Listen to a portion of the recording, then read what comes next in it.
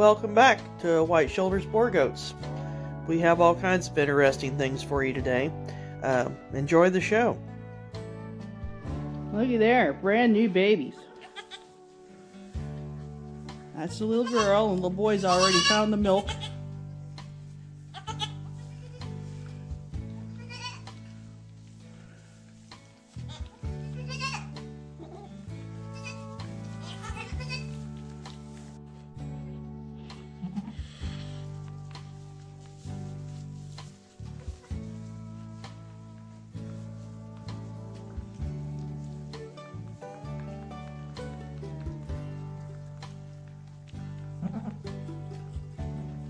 Good mama.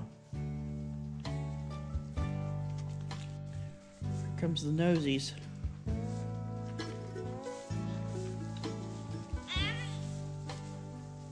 Okay, we're not the cute ones anymore.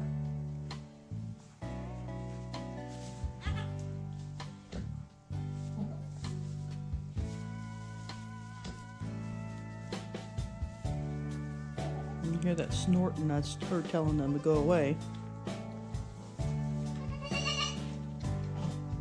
Oh.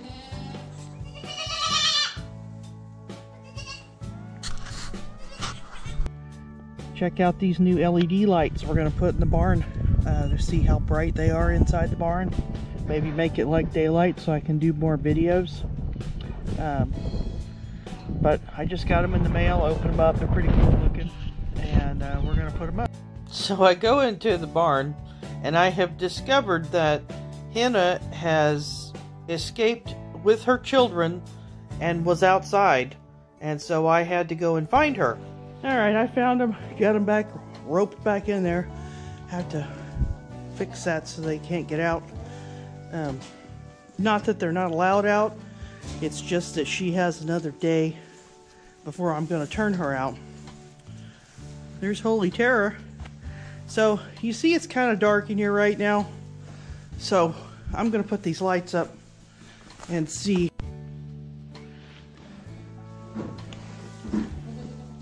Okay, so they open.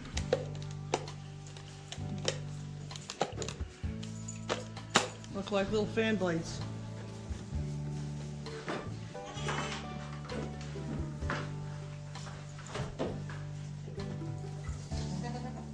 These lights have been up in this barn since we built this barn.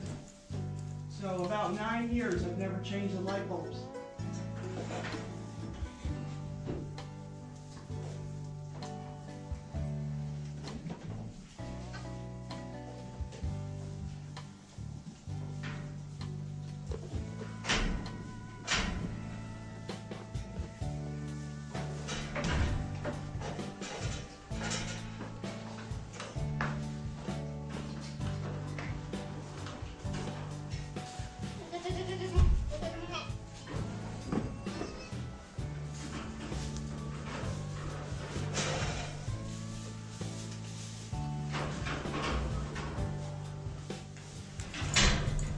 I hope I can reach that one.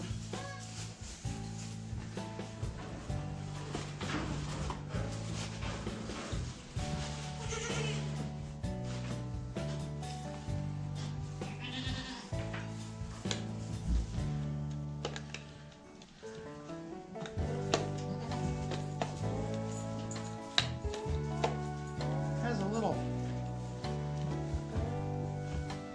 thing on it that unscrews.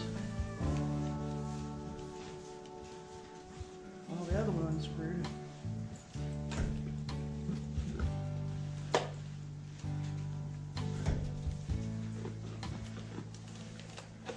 There.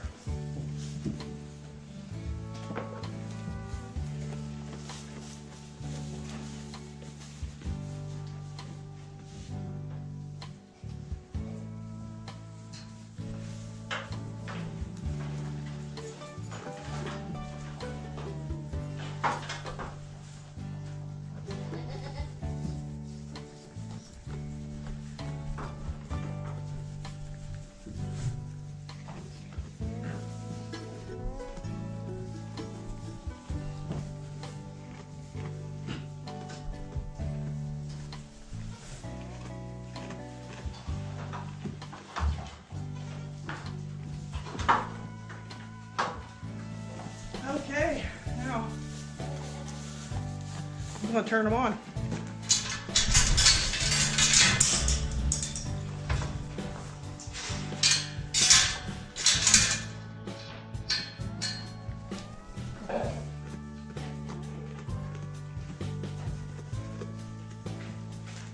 Holy cow. Let there be light. So a couple of days ago, I posted on my Facebook White Shoulders Boar Goats page that I was performing an experiment on my does this year. And Kim from Dreaming Fields told me that I should add that to my YouTube video so everyone else could share in the fun of my experiment. So my experiment is to see if feeding grain later in the morning will keep your does from kidding overnight. I actually feed my does between 10 and 10:30 in the morning. That's when they get their grain. And then in the evening time, about, depends on which time it was that I went out, about 10 o'clock at night, I would spread out 2 flakes of hay between all my does. And so this is how the experiment has gone so far. 3 of the does actually had their kids within 2 to 4 hours of getting their grain at 10:30 in the morning, and the other 2 does actually had theirs between 4:30 and 4:45. So and that's AM. So whether or not the experiment is working or not, we'll see. But I will keep you updated on that when they're actually having their kids. We do have one that's due. Let me see, January 27th, I believe it is, and then we have 5 due in February. And I like to spread them out because it absolutely wears me out to kid my goats out, because I am worse than any impatient mother you have ever seen when it comes to them having their babies. Okay, so this is Jasmine. She had her kids on the 9th, which was actually her due date. She's a first timer. She is a dapple-headed boar, and so are her twin bucks. They both have dapples and they have real dark heads. They stay inside that barrel though because they just love being in there. This is Jewel, and Jewel had twins, a buck and a doe, and the doe is the painted one. She has a white leg. Jewel is doing very good for being a first-time mama and being a bottle baby on top of all that. She has done really well, and so has her sister, Jade. Jade's baby, she had a single, and I'm thankful that Randy was awake at 4:30 in the morning because he woke me up, told me she was having her baby. So, and it was 18 degrees that morning. But anyway, I opened the gate back up so everybody could come back in, and there's Candy. She's a little camera shy.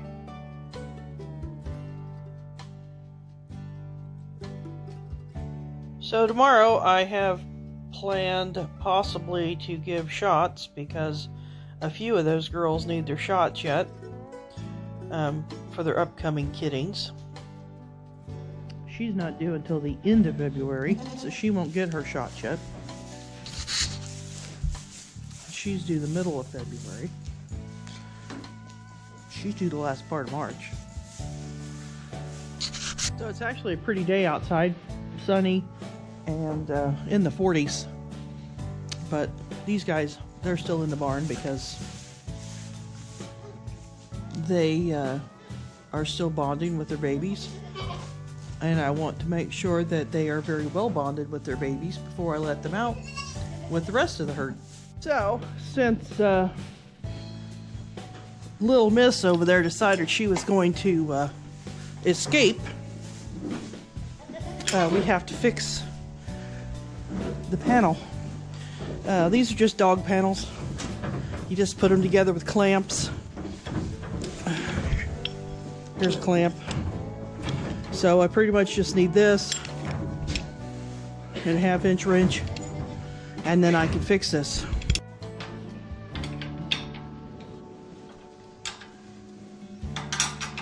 And I could have went and got the impact to do this, but it makes a lot of noise, and I don't want to scare the babies.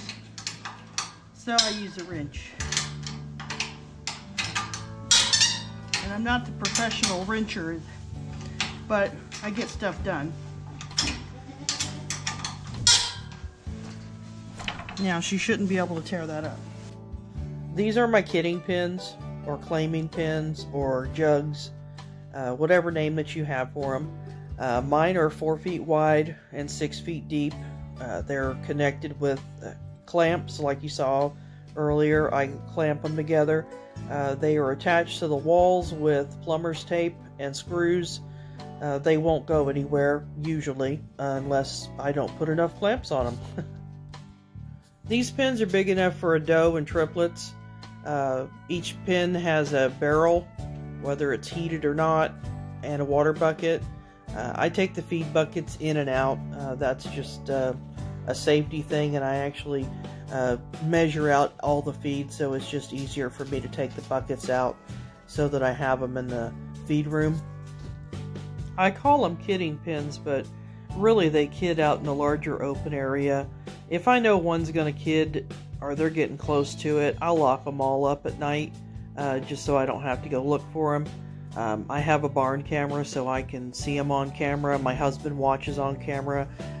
He'll tell me if he thinks they're going to have babies.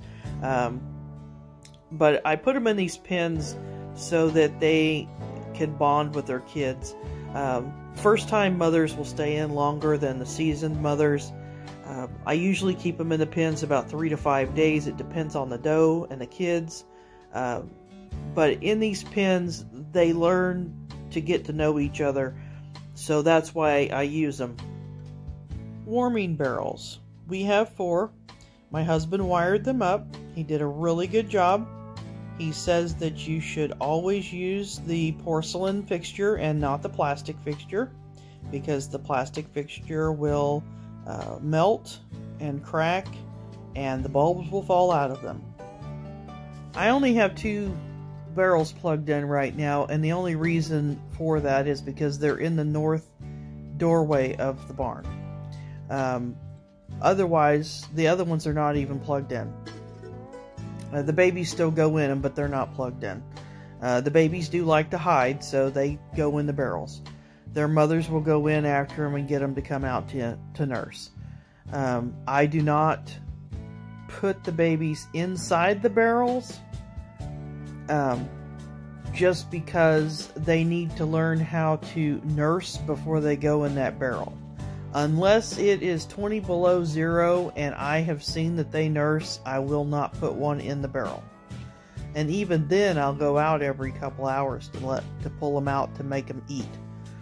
And if I see a baby that's in a barrel that has not come out while I'm out there, I will pull that baby out of the barrel so it will eat.